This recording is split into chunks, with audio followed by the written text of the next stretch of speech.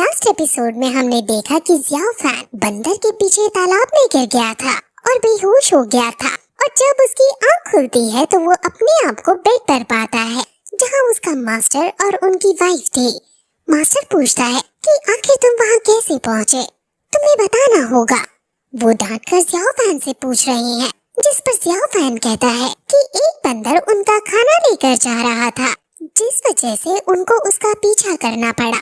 Master और गुस्सा हो जाता है क्योंकि पहले तो जियाओ फैन ट्रेनिंग के टाइम पर खाना पकाकर खा रहा था, और दूसरी बात कि वो इतनी बड़ी एकेडमी में इतने बड़े मास्टर के अंदर ट्रेनिंग ले रहा है, लेकिन फिर भी एक बंदर को नहीं पकड़ पाया। वो गुस्सा करते हुए फिर वहाँ से चले जाते हैं, लेकिन उनकी वाइफ समझाती है कि अच्छी बात ये है कि दोनों बच्चे एकदम सेफ हैं। वो जियाओ फैन की तबीयत चेक करती है और उसे चिंता ना करने को कहती है, और फिर वो भी वहाँ से चली जाती है। अब तभी वहाँ वो बंदर भी आ जाता है और उसके हाथ में वो स्टिक और उसके ऊपर लगा हुआ क्रिस्टल है।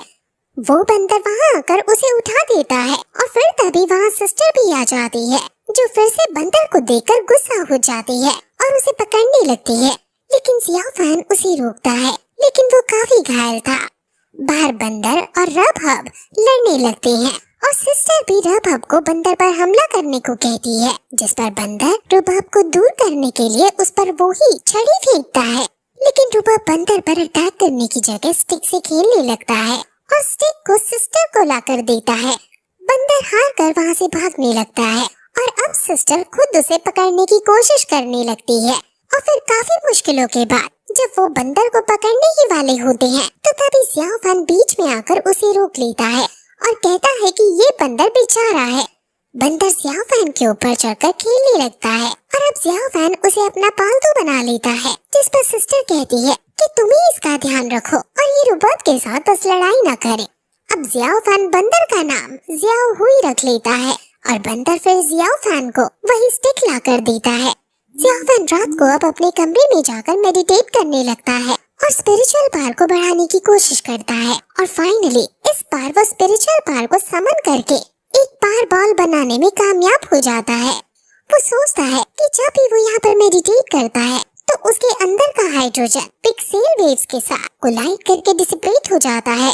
इस बार भी हालांकि सेम ही हुआ है, लेकिन इस बार पहले से अच्छा है। अगर जियाओ फैन ऐसे ही प्रैक्टिस करता रहे तो वो बाकी जितना स्ट्रॉन्ग भी हो जाएगा। वहीं दूसरी तरफ हम लिन को देखते हैं, जो रात को काफी हार्ड स्वॉर्ड ट्रेनिंग कर रहा था, लेकिन फिर भी वो अपनी तलवार से बड़े रॉक को नहीं तोड़ पाता। तभी फिर वहाँ उसके मास्टर आते हैं, जो बताते हैं कि क्विंग्यू स्वॉर्डमैनशिप सीखने के लिए सबसे इम्पोर्टेंट चीज ये है कि आसपास का कोई डिस्ट्रैक्शन नहीं होना चाहिए। तुम वो सब भूल जाओ जो तुमने अभी तक सीखा है। क्विंग्यू मैन स्वॉर्ड के साथ जब तुम्हारे हाथ में हो तब कुछ भी तुम्हारे रास्ते में ना आए, और जहाँ ये स्वॉर्ड तुम्हें ले जाए वहाँ बस जाते जाओ। जीत या हार के बारे में सोचना छोड़कर सिर्फ टारगेट पर फोकस करो। ऐसा कहकर वो उसे अपने साथ प्रैक्टिस कराते हैं, और मास्टर अपनी तलवार को बिना पत्थर पर छुए ही पत्थर को तोड़ देता है। अब वो फिर से लिन को तलवार देते हैं और उसको ऐसा करने को कहते हैं। लिन ट्रेनिंग करता है, और फिर तभी मास्टर कुछ सोचकर नीचे खाई में कूद जाता है। लिन बहुत टेंशन में आ जाता है और नीचे देखने लगता है, लेकिन तभी मास्टर उड़ते हुए ऊपर आते हैं और एकदम लिन पर हमला कर देते हैं, और दोनों स्वॉर्ड फाइट करने लगते हैं। वो ड्रैगन स्वॉर्ड का यूज करके फाइट कर रहे हैं और कहते हैं कि अगर तुम ड्रैगन स्वॉर्ड को हासिल करना चाहते हो तो पहले प्रूव करो कि तुम इसके लायक हो। वो उसे ड्रैगन स्वॉर्ड देते हैं, और लिन अब अपनी स्पिरिचुअल पावर को स्वॉर्ड के साथ मैच करके मास्टर के साथ ट्रेनिंग करता है, और ट्रेनिंग करते करते बहुत बड़ा ड्रैगन स्पिरिट अवतार वहाँ आ जाता है। वो ड्रैगन इतना बड़ा था कि उस ड्रैगन को एक स्वीपर भी नोटिस कर लेता है। मास्टर लिन पर काफी खुश होते हैं और कहते हैं कि मैंने नहीं सोचा था कि तुम इतने टैलेंटेड हो। अब तुम्हारे टीचर होने के नाते मैं तुम्हें क्विंग्यू स्वॉर्डमैनशिप में पास कर दूंगा। क्या तुम लास्ट टेस्ट देने के लिए रेडी हो? अब ऐसा कहते ही वो आसमान में उछलकर अपनी तलवार पर कुछ चैंटिंग करते हैं, जिससे आसपास का पूरा मौसम बदल जाता है, और अचानक लिन भी बेहोश हो जाता है। वहीं अब दूसरे दिन, और तभी वहाँ सिस्टर आ जाती है और उससे पूछती है कि आखिर तुमने मेरे लिए क्या बनाया है। जियाओ फैन उसे अभी नहीं दिखाना चाहता था, लेकिन वो खुद देख देखने लगती है। ज़ियाओ फैन ने उसके लिए बहुत कुछ बनाया था, जिसे देखकर सिस्टर काफी खुश होती है। लेकिन तभी सिस्टर उसके हाथ में कुछ नोटिस करती है और उसे पूछती है कि आखिर ये क्या है। ज़ियाओ फैन उसे अभी भी नहीं दिखाना चाहता था, इसलिए उनमें हाथापाई हो जाती है और हाथापाई के बीच वो काफी करीब आ जाते हैं। लेकिन तभी सिस्टर उससे वो छीन लेती है। लेकिन फिर से जब ज़ियाओ फैन हाथापाई करता है तो वो बैम्बू पानी में नीचे गिर जाता है और बह जाता है। अब फिर तभी वहाँ सीनियर सॉन्ग आता है, जो उसको बताता है कि कुछ गेस्ट आने वाले हैं। लॉन्गशॉन फैन के डिसाइपल्स यहाँ आने वाले हैं और तुम्हें उनसे मिलना चाहिए। ज़ियाओ फैंग उस बैम्बू को जैसे तैसे निकालता है और फिर उनके पीछे जाने लगता है। वहाँ ज़ियाओ फैंग के मास्टर शिफू और लॉन्गशॉन फैंग बैठे थे और वहाँ लॉन्गशॉन फैंग के डिसाइपल भी मौजूद हैं। एक डिसाइपल को टी बैम्बू में पीनी नहीं आती और ये देखकर मास्टर शिफू कहते हैं कि क्या तुम्हारे मास्टर ने तुम्हें बैम्बू में चाय पीनी नहीं सिखाई। असल में ये मास्टर्स आपस में एक दूसरे से चिढ़ते हैं और अपने अपने डिसाइपल को दूसरे के डिसाइपल से आगे निकालना चाहते हैं। अब फिर डिसाइपल्स और मास्टर शिफू काफी बातें करते हैं और मास्टर शिफू हमें थोड़े चिढ़े हुए से लगते हैं और उन्हें पता चलता है कि डांस के दौरान रूल्स चेंज कर दिए गए हैं।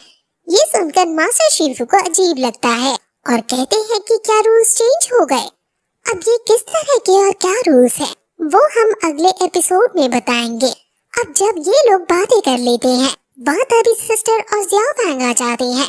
ज़ियाओ फैंग अपने बचपन के दोस्त लिन को देखकर काफी खुश होता है और मास्टर और उनकी वाइफ को ग्रीट करने के बाद वो लिन से मिलता है और कहता है कि आज तुम्हें मेरी याद कैसे आ गई। सिस्टर लिन के बारे में पूछती है, जिस पर ज़ियाओ फैंग बताता है कि ये लिन मेरे बचपन का दोस्त है और हम साथ में ही माउंटेन पर आए थे।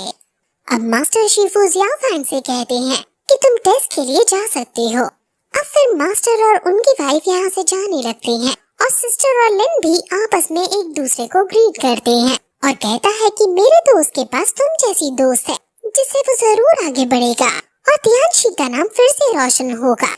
अब लिन ज़ियाओ फैंग से अकेले में बात करना चाहता था, इसलिए वो दोनों बाहर जाते हैं और एक दूसरे से बातें करते हैं कि हम 5 सालों से एक दूसरे से नहीं मिले हैं। वो एक दूसरे का हाल चाल पूछते हैं और कल्टीवेशन के बारे में पूछते हैं और ऐसी ही बातें करने के बाद ज़ियाओ फैंग कहता है कि अब तो मैं तुमसे नहीं हारूंगा, यानी वो अब एक दूसरे से फाइट करेंगे। ज़ियाओ फैंग बचपन वाली लकड़ी की तलवार उसे देता है और ज़ियाओ फैंग ने ये अभी तक रख रखी थी। ये देखकर लिन को काफी अच्छा लगता है। उन दोनों के बीच फाइट होने लगती है, जिसमें पहले तो वो एक दूसरे को बराबर टक्कर देते हैं, लेकिन बाद में लिन ज़ियाओ फैंग पर भारी पड़ने लगता है। बंदर और कुत्ता उनकी लड़ाई को देखकर काफी खुश हो रहे हैं। वो दोनों काफी आइकॉनिक लेवल की फाइट कर रहे हैं, जिसमें लास्ट लिन फाइट करते वक्त ज़ियाओ फैंग को धक्का दे देता है। वहाँ तभी सिस्टर आ जाती है और उसे लगता है कि लिन ज़ियाओ फैंग को बुली कर रहा है, इसलिए सिस्टर तुरंत लिन पर हमला कर देती है।